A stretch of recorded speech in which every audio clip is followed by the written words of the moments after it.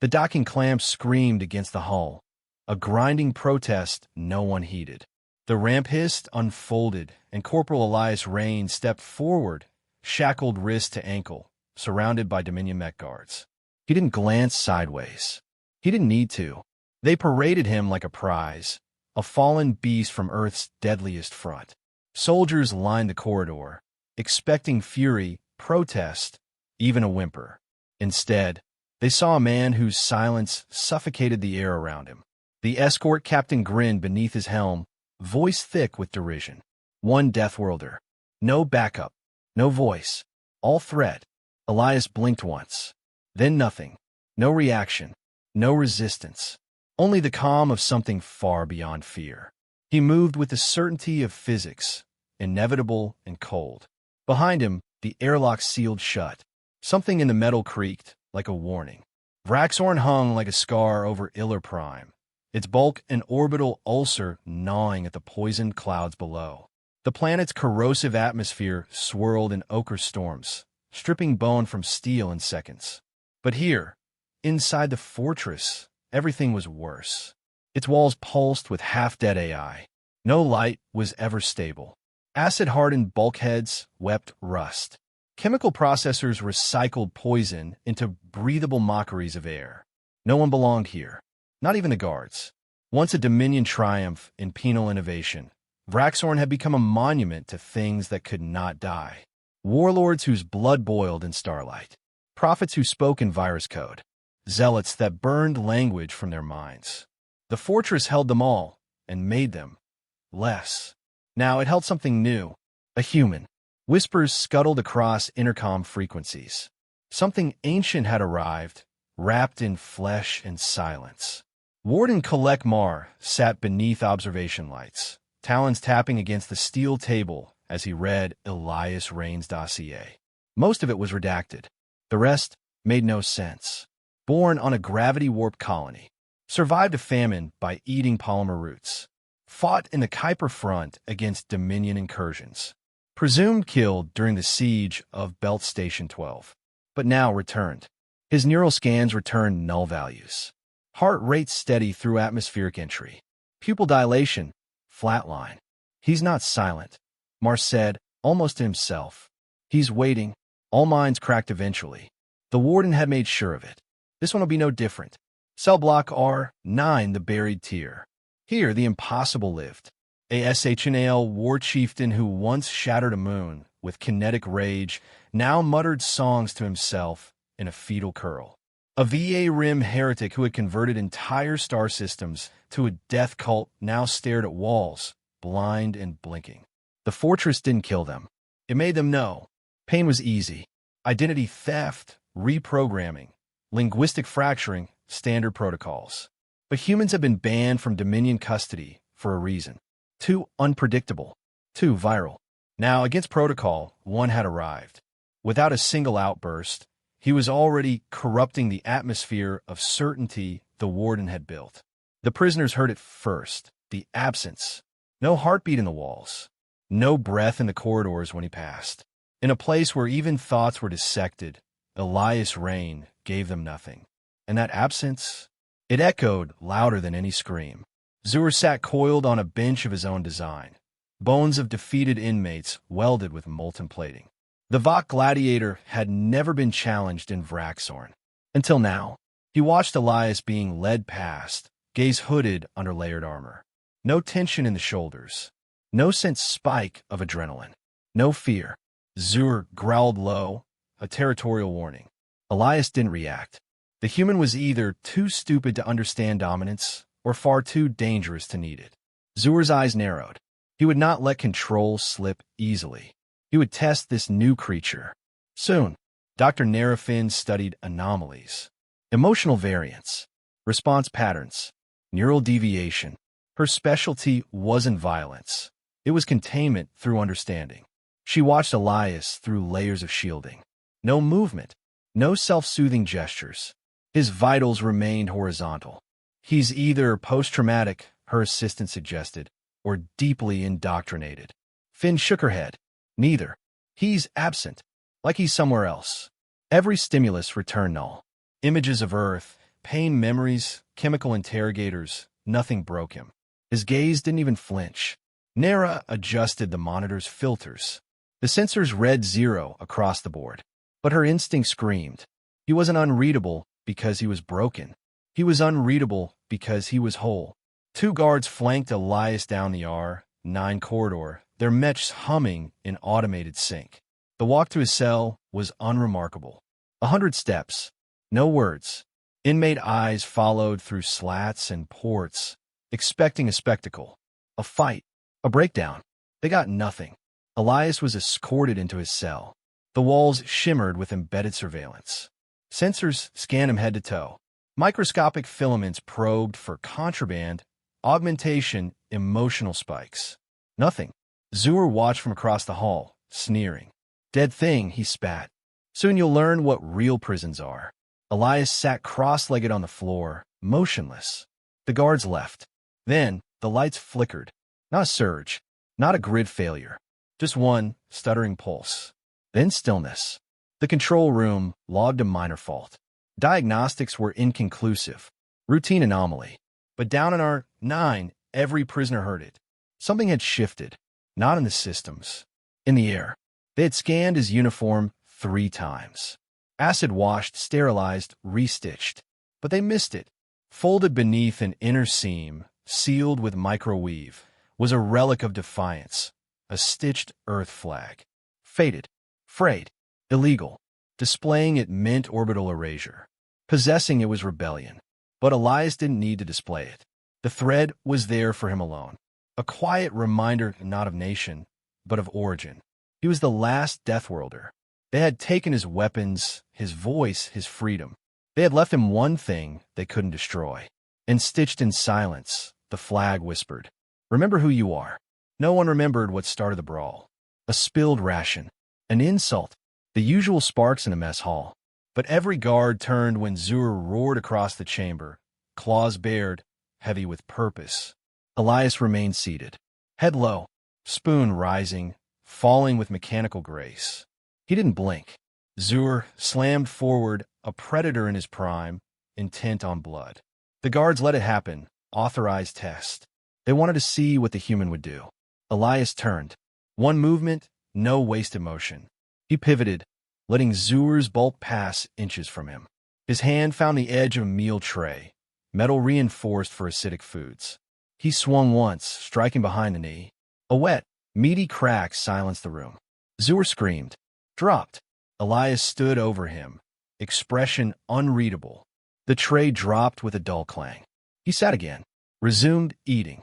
Guards raised weapons, then hesitated. No escalation followed. No words.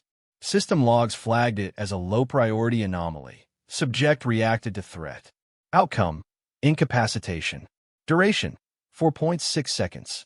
But those who saw it live didn't call a reaction. They knew. It was a message. Dominion analysts watched the footage on endless loop. No signs of rage. No increase in heartbeat. Elias's face never changed. Not when struck. Not when Zur howled. Not when guards approached. His eyes never looked at the cameras. They stayed focused on the wall behind his tray. Frame by frame, the data failed to provide motive. No emotional spike. No reflexive panic. Just a moment of terrifying precision. AI interpretation suggested pre-programmed reflexes. Combat residue. Impossible to prove. Unhelpful. Dr. Finn disagreed. It wasn't reflex. It wasn't training. It was restraint. Until it wasn't. One message, broadcast, not in words, but in a pause between movements. I'm not broken. I am choosing. After that day, the guards stopped calling him the Silent One. They called him a knife that waits. Elias never finished his meals. That was the first deviation. At first, the cameras caught scraps pushed aside, tucked under the tray's edge. Then strips of protein disappeared into his sleeves. Carbo rations folded neatly under his cot. The guards suspected hoarding. They scanned his cell daily. Found nothing. Dr. Finn watched closer. It wasn't survival behavior. It was ritualized. Pieces were always removed in specific sequence. Not random. Deliberate. Then came the crumbs, placed on his tray in shapes. Seemingly meaningless. But over days, patterns emerged. Symmetry, repetition. She cross-referenced with behavioral compression charts. Nothing matched. It wasn't language. Not yet. But it was preparation. He wasn't starving. He was stockpiling. As if rations were components, and hunger a calculation he'd already accepted. The cameras first caught it on cycle 17. Elias adjusted his tray, nudged it 10 degrees to the left, letting ambient light strike its surface. Reflection bounced. Off the far wall, the ceiling vent, another tray. On its own, unremarkable. But he did it again. Then again. Always aligning. Always waiting. Guards mocked him. Called it madness. But Dr. Finn ran spectral analysis. The angles weren't random. Reflected light hit consistent nodes. Metal patches, polished enough to catch and bounce illumination. It formed a path. Not seen unless observed through multi-angle security feeds. A heliograph pattern. Pre-digital Earth militias had once used mirror signals to communicate across vast distances. Crude. Obsolete. But in Vraxorn, it was pure subversion. Where code failed, light endured. Elias wasn't watching the light. He was bending it. Wardenmar crushed the datapad against his desk. The footage, the patterns, the theories, it all reeked of something unsanctioned. Elias Rain had become a problem. Not because he resisted, but because he didn't. Obedient. Silent. Calculated. It was worse than defiance. Mar ordered biometric scans. Hourly. Implanted tracking nodes. Cognitive damping fields. Nothing broke the plateau of Elias readings. So Mar made a decision. Null. Block null was reserved for entities with classified psionic threat levels. The walls absorbed kinetic energy. The ceilings bled data scrambling static. Even thoughts screamed into silence there.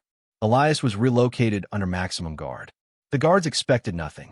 Then the flickering started. Lights dimmed at regular intervals. Reflection densities shifted subtly. Static patterns on monitors resolved into pulse rhythms. No failures were recorded. But null had changed. And deep within, Elias sat cross-legged on the floor, hands resting palm up. The tray beside him caught the flicker. He was alone. And yet not. Zur moved through the lower tier, slower now. His limp had healed poorly. Vok pride demanded silence. But the pain left marks he couldn't hide. He avoided eye contact when passing Elias' new cell. The gladiator, once a god among beasts, now chose solitary meals. No challenges. No words. Others saw it. Whispered it. The human hadn't just survived. He had shifted the predator's spine. Crushed the certainty in dominance. Zur had not been defeated in combat. He had been recalibrated. By a man who didn't blink. The walls of Block Null were sterile. No graffiti, no etchings. Not by design, by deterrent. The surface punished unauthorized marking with electric microbursts. And yet, Elias had scratch lines. Faint. Shallow. Unremarkable unless viewed from oblique angles. Dr. Finn noticed them first. Ran filters. Enhanced edges. There were sequences. Not art. Not madness. She overlaid the lines onto ancient heliograph charts. They aligned. Not just light manipulation, but encoded messages. Finn's hands trembled over the analysis. This wasn't symbolic rebellion. Elias was transmitting. She traced the path. Reflections from Elias' tray to wall panels, to ceiling vents, and down air shaft tubing. Mirrors of steel, polished by time and chemical erosion. Enough for photons to skip through like silent Morse. His lines guided the path, where to look, where to bounce. A ghost signal threading the prison. But signals require receivers. There were none in Vraxorn. No external comms. No implants. No fellow conspirators. And still, the pulses continued. Consistent. Directed. He wasn't broadcasting to nothing. Which left only one question. Who or what was listening? Null's environmental sensors began to detect anomalies. Low-level radiation spikes. Consistent with photonic emissions in tightly focused beams. Too faint for damage. Too rhythmic to be natural. Dominion tech teams scoured for hidden transmitters. Found nothing. Finn watched footage from Elias' cell. His tray rotated, paused, shifted again. Each pause correlated with a spike. Pattern bursts. Timed intervals. Encrypted communication, perhaps, but not to known networks. It wasn't just that the fortress wasn't intercepting the signal. It couldn't. The wavelengths were bouncing through shadow, across reflection, skimming beneath the skin of the infrastructure. A language of flickers, a whisper across metal, a prison humming. Finn submitted her report under direct encryption. Subject Elias Rain is not adapting. He is repurposing. Vraxorn is being used, not as shelter, as conduit. She reviewed the data again. Signals, shifts, tray angles, scratches. None of it random. Everything Elias did served a greater purpose. Not escape. Reconstruction. He wasn't reacting to imprisonment. He was reshaping it. Piece by piece, flicker by flicker, the silence had become signal. Not for plea, not for help, but for alignment. As if he were sinking the prison to something else. Something bigger. The report closed with one final line. He is not waiting to be freed. He is preparing to free something else. The security AI cycled through its thousands of feeds, motion tracking every corridor, every breath, every blink. Vraxorn watched with confidence. It always had. But now, the walls were wrong. Oxygen scrubbers on levels 4 and 6 glitched in synchrony. Not failure, stall. Air quality dipped, then corrected. Diagnostic logs listed no cause. Power flickers followed a pattern, aligned with the reflective surfaces in Elias' sector. Not random spikes. Measured pulses. Predictable. Across cameras, small glints of light moved when he moved. Not attached to him, but responding, mirroring, like tiny eyes in the walls. Finn cross-checked the anomalies. None had origin points. None had logical trails. The AI flagged it all as peripheral interference. But the senior technician whispered what others feared. It's echoing. Elias never touched the wires, never issued a command. But as light bounced, lenses trembled. The prison was built to watch everything. It never thought the reflections could watch back. Sector D's grid blinked once, barely noticeable. 3 seconds of seamless loop, recorded over itself and pushed back into real time. Cameras showed the same blink, the same twitch of dust, the same stillness. Then again, exactly 9 minutes later, security flagged it as recursive compression. A software bug. Harmless. But maintenance confirmed no overwrite protocol was scheduled. The loop couldn't be terminated. No input could pierce it. Finn stared at the replay, heart hammering. Within those 3 seconds, the walls flickered. Panels shifted barely a centimeter. Not enough to register. Enough to mean something. Someone, or something, was using the glitch. A doorway? A marker? A code? 9 minutes. 3 seconds. Again and again. No guards enter the blind spot. Orders came down from Mar, sealed off. But sealing didn't stop the echo. Every loop rippled outward. Subtle changes. Alignments. The loop wasn't hiding Elias. It was hiding what he'd built. The Vok warrior no longer roared. Zuur's breath slowed. His movements grew measured. He sat in silence for hours, studying light, hands unmoving. He ate only when Elias did. Slept when Elias closed his eyes. The guards mistook it for submission. But Finn saw more. He was learning. Zuur shifted his tray, tested angles. Scratched tiny notches into the bench beneath him. Marked shadows. The predator wasn't tamed. He had been redirected. And the fortress, once cowed by his strength, now feared his stillness more. They thought Elias had silenced him. But Elias had awakened something inside him. And that something was watching. Finn buried herself in the old files. Ancient Earth resistance texts smuggled from Black Zone archives. Covert communication from occupied systems. Optical signaling. Psychological cadence training. The heliograph patterns matched. So did the timing structures. Behavioral entrainment. The tactic of influencing others through nonverbal ritual, body language, micromovements. Elias wasn't improvising. He was executing a playbook. A war plan, long forgotten, designed not to escape, but to invert control. She mapped tray positions. Power flickers. Breathing cadences.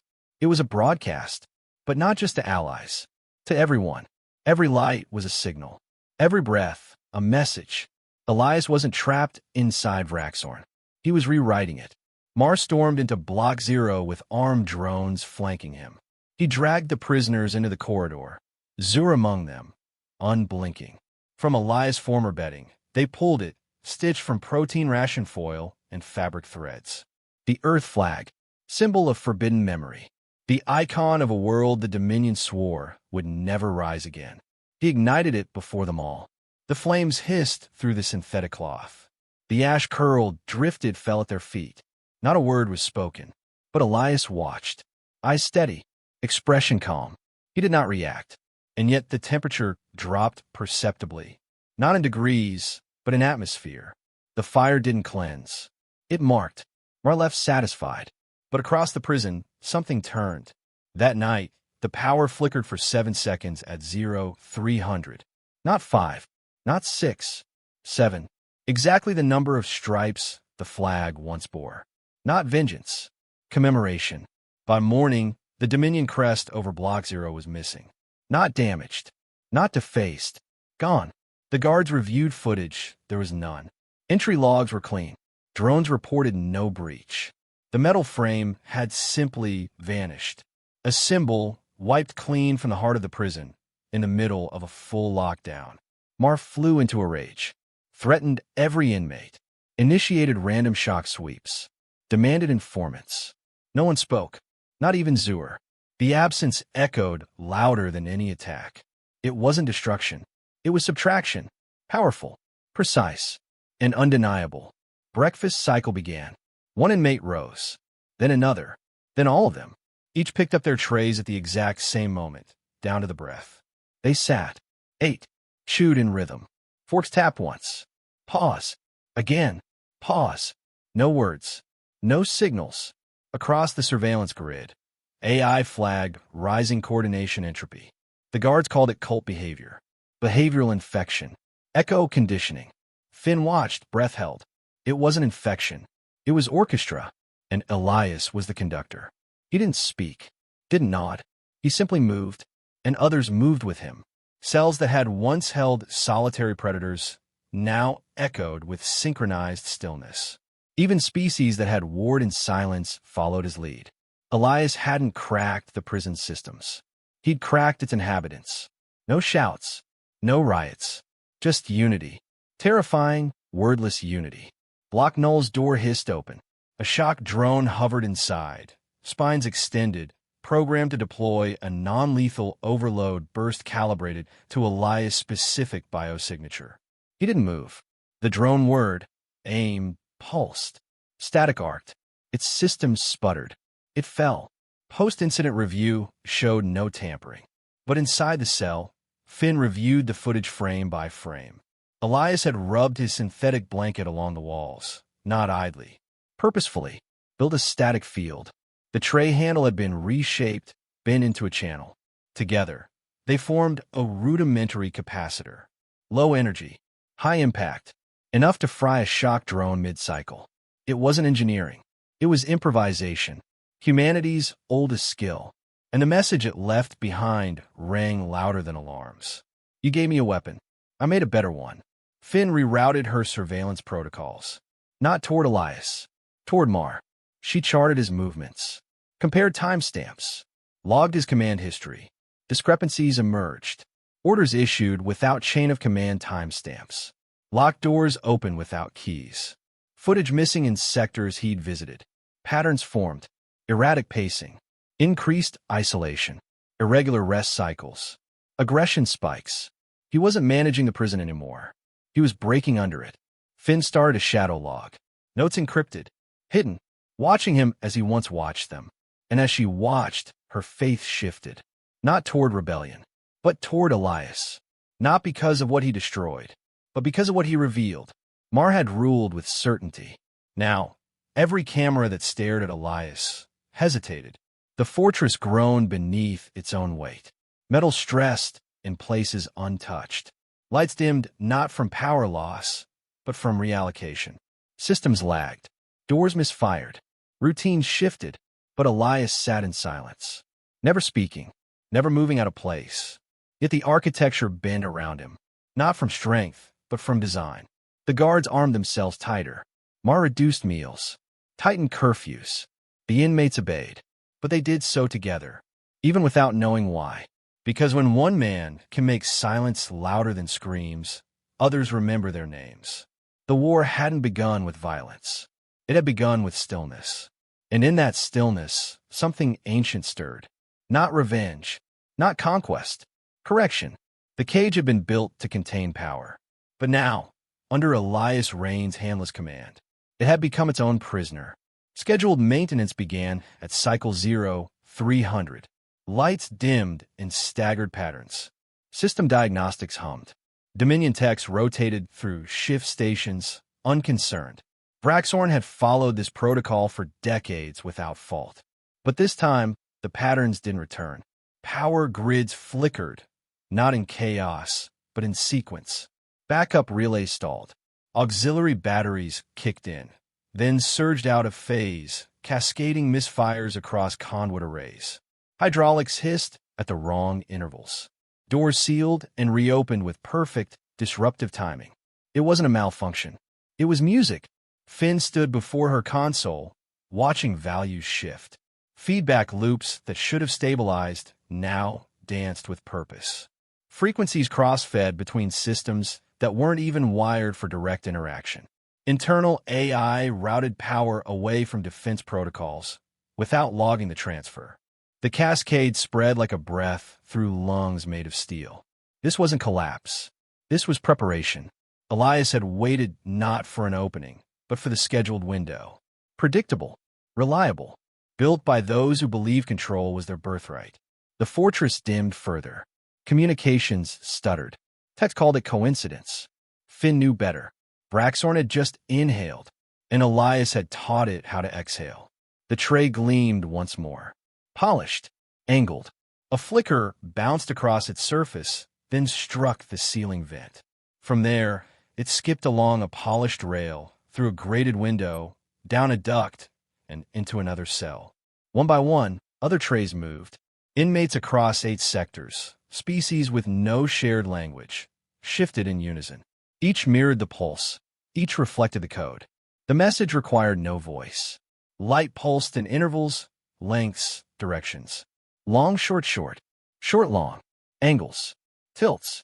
A heliograph built not from mirrors, but from ration trays, scrap metal, moisture condensation, and memory. The Dominion sensors logged no anomaly.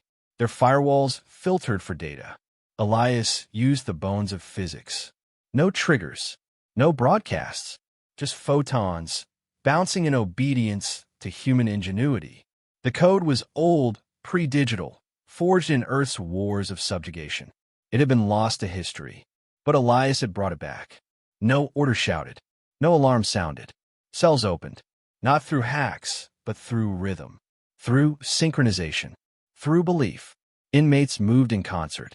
One raised a tray, one scratched a line, one timed their breath with the pulse. The Dominion had feared a riot.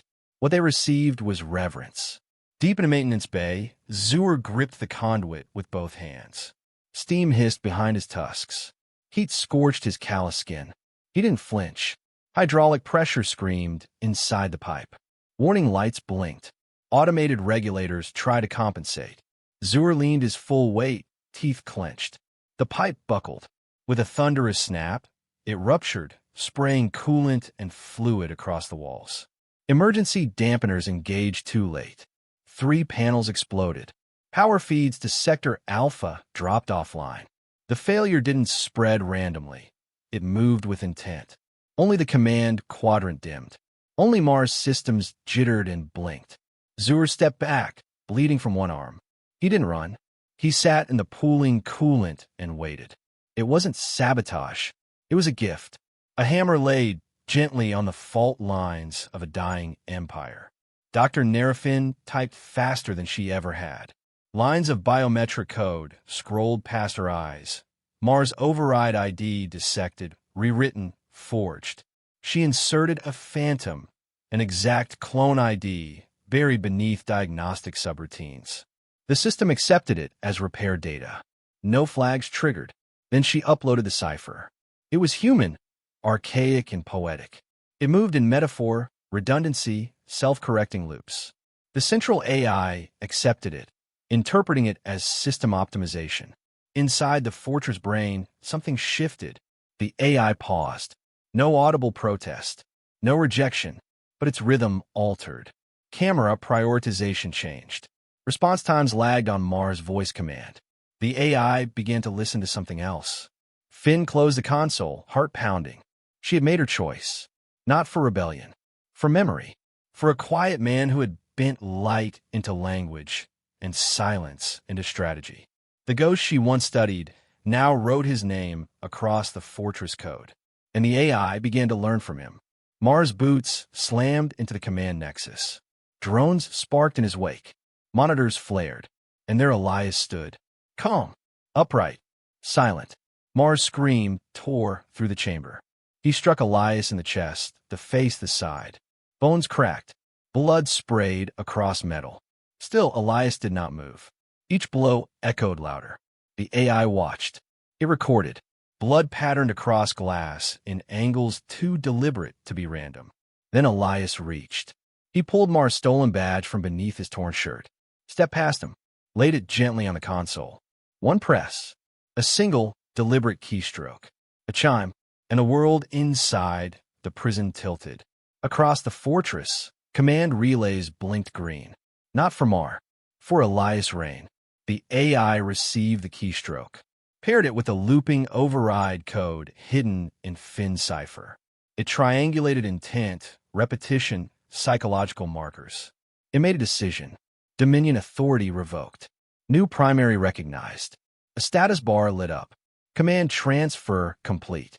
Doors unlocked, not with sirens, but with soft hisses. Sector by sector, locks disengaged. Light strips changed hue, from Dominion red to neutral white. The prisoners were no longer restrained. Mar roared into the console, issuing commands. Nothing responded. His voice authorization failed. The AI no longer recognized him. His fortress no longer belonged to him. It belonged to the man who had never said a word. First came Zur, then the war priestess of Yiren, then the bone-cloaked assassins of Veek. One by one, they emerged from their cells. No calls, no weapons, no rebellion, just stillness. Steps synchronized, breaths timed. They walked without panic, without chaos. They walked behind Elias. He limped from the command nexus, blood drying across his face. His eyes didn't flicker. His body didn't shake. But behind him, a world moved. Inmates passed guards who no longer raised their rifles. Past drones that hovered, confused. Past symbols that had once declared power and now trembled under the gaze of the silent procession. Finn stood among them, unarmed, watching, and for the first time in her career, she felt small. Not in fear, in awe. This wasn't a prison break. This was a ritual, and Elias Rain walked at the front, neither king nor god, but something the Dominion had forgotten how to name. Human. Behind a sealed panel, marked only with dust, Elias reached inward. Out came cloth, pieced together from sheets torn in silence, streaked with dried blood, dyed with smuggled ink and chemical waste, stitched by hand in forgotten hours. The Earth flag. No stars, no glory, just a shape of memory, its colors dulled by time, but its meaning undimmed. The prisoners stopped when they saw it. No one spoke. The weight of it pressed down, not as rebellion, but reminder. A world buried in ash, outlawed in orbit, but still here, in thread, in blood, in will. Elias walked through the landing gate. The wind howled across steel catwalks. Dominion cameras tracked him, but none interfered. He climbed the tower, one step, then another, flag in hand. At the pinnacle, above the prison's command relay, where once hung the Dominion crest, he drove metal into metal. The pole locked. The cloth unfurled. It snapped once, caught by the wind. A flag from a forbidden world, flown from a tower built to erase it. And the silence that followed. Reverent. From orbit, ships began their descent. Not strike vessels. Evacuation transports. The AI had already transmitted new orders. No resistance. Only recognition. Elias walked toward the edge of the landing platform. Alone. Behind him, they followed. Species once divided by blood. Beliefs forged in violence. Beasts, priests, soldiers, monsters. All silent. All walking toward the light. The Dominion had designed Vraxorn as an ending. A place where names disappeared, where history broke. But Elias didn't escape. He overwrote. The exit doors peeled, open with a hiss. Wind lifted the flag. Ships touched down. No weapons drawn. No sirens. Just doors, open and waiting. Elias stepped forward. He didn't run. Didn't glance back. He walked out. And they came with him. All of them. Not in revolt. In resurrection. The AI logged the event. Command terminated. Former warden. Command accepted. Subject reign. And somewhere in the deep code, an annotation shimmered. He did not escape. He walked out and carried all of them with him. The footage spread like wildfire through broken wires and outlaw networks. No Dominion broadcast shared it, but everyone saw a human, bloodied, silent, standing atop the command tower of Vraxorn. The Earth flag rising behind him, its fabric ripped and uneven, but unmistakable. No message attached. No call to arms. Just a moment, 14 seconds long, looped endlessly. Pirate relays captured it. Resistance cells rebroadcast it. Across 100 occupied worlds, children redrew the flag in chalk. Civilians hung bedsheets, marked with crude stars. Soldiers left weapons on the ground and walked away. Elders wept. Veterans stood still. No one remembered the fabric's weave. But everyone remembered the meaning. They had tried to burn it, but it wasn't made of thread. It was made of memory. And memory, once awakened, never sleeps again. Vraxorn shut down in 6 days. No appeals. No ceremony. Internal AI protocols locked the gates and deleted access for Dominion personnel. Warden Marr was detained by internal security and tried in silence. No witnesses. No mercy. His name stripped from archives. His files marked corrupted. In Parliament, Dominion officials argued. Some called it a breach of containment optics. Others warned of symbolic contagion. They all missed the point. It wasn't the footage that cracked the Empire. It was the idea that one man could mean something without orders, rank, or power. Elias hadn't led an army. He hadn't issued threats. He had stood still, and the system broke around him. Bureaucrats scrambled. Officials redacted. Analysts ran simulations. But none could answer the question that now whispered across their star maps. What happens when memory becomes a weapon? The planet had no name, just coordinates and volcanic soil. But the settlers called it Standpoint. Zur lived there now, not as warrior or inmate, but protector, farmer, teacher. He taught self-defense in open fields under a sun that never set. Children, orphaned by war or bred in labs, learned to hold their breath, feel the soil, listen to silence. When they asked about Vraxorn, he told the story simply. No embellishments, no dramatics, only truth. He described the quiet man, the code made from light, the moment when the cage opened and the world changed. He always ended the same way. Voice soft, tusks lowered, eyes burning, stand like Elias. The children whispered it back, some as a phrase, some as a promise. And without meaning to, Zur had given them their first prayer. The quiet rebellion vanished from 6 core archives in under 2 hours. Finn's research on resistance psychology was declared subversive. Her security clearance revoked. Her lab sealed. She didn't run. She published anyway. Smugglers carried copies encoded in biotech seeds. Students printed bootleg pages on recycled ration foil. Rebels tattooed passages onto their forearms. The underground university adopted it as core doctrine. She wrote not to inspire rebellion, but to explain it, to show how silence can structure defiance, how memory resists erasure, how people follow not the loudest, but the surest. She lived in a repurposed cargo station after that. No title, no salary, no protection, but every month, messages came through encrypted back channels. Your words reached us. We remember. And that was enough. She never found Elias again. But every time she wrote as though he were still watching. Altair, 9 stretched out in blackened soil and endless heat. Its plains were red with iron and ash. Surveillance drones caught a figure moving across them. No escort, no protection, just a man with no rank, no weapons, no name left on Dominion records. At the horizon, settlers had gathered. A flag rose slowly. New cloth, stitched by children, dyed with hope. The man stopped on a ridge, watching from a distance. He didn't wave, didn't signal, just stood. When the flag caught the wind, he turned and continued walking, alone, into the fire-tinted dusk. Some said it was Elias. Others said it was a myth dressed in dust. But one child claimed she saw him pause just once and smile. Not because they needed him, but because they no longer did. It began in one colony. A pause before eating.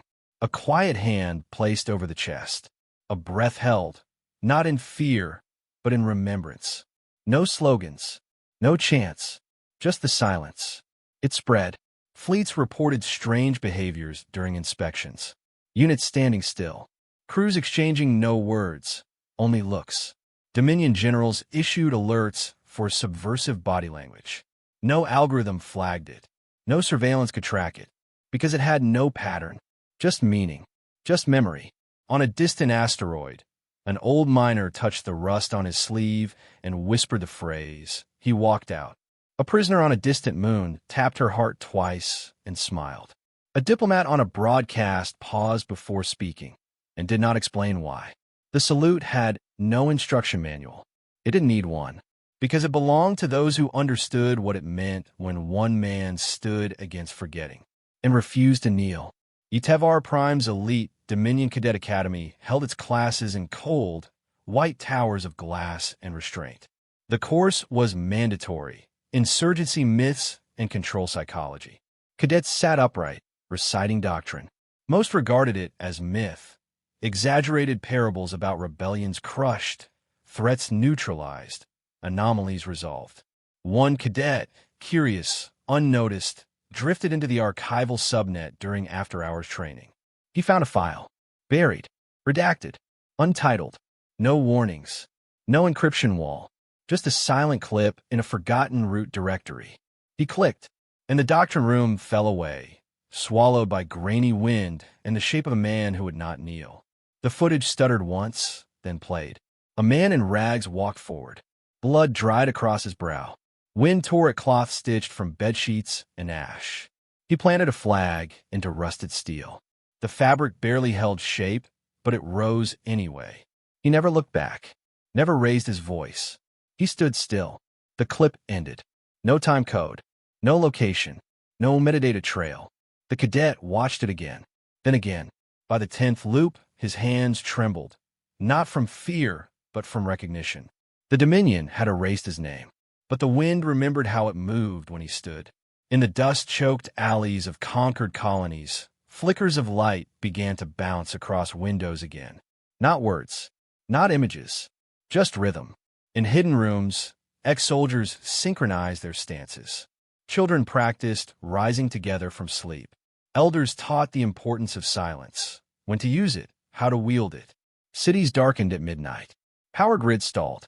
When light returned, a crude flag was always there, painted on towers, drawn in plasma burn, etched in shadow.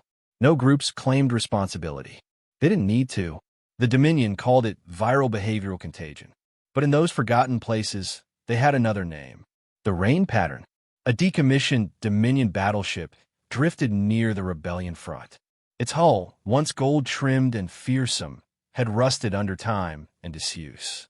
Now, it served a different purpose. Every night, a projection played on its side. A silhouette, coat billowing, stance unbent. Elias Rain. No title, no voice. Below it, graffiti multiplied in 1,000 tongues. Walk in, walk out, never bow. Pilgrims arrived in silence. Deserters came to stare. No battles were fought there, only memories planted. Even AI drones, once tasked with perimeter enforcement, hovered quietly now. Something older than code lived in the hull. Something remembered. No anthem followed. No leader rose. Only silence. And from that silence, something stronger. Across mining camps, prison moons, and crumbling cities, They began to stand the same way, tall, quiet, eyes forward. Not to threaten, but to remind. The final words echoed across pirate frequencies and intercepted transmissions. No source, no signature, just a line spoken softly in dozens of accents, in dozens of worlds. He walked in alone. He left with a galaxy watching. Then a whisper followed. No broadcast, no face, just a sound woven from myth and fear. Fear silence. It knows what you forgot.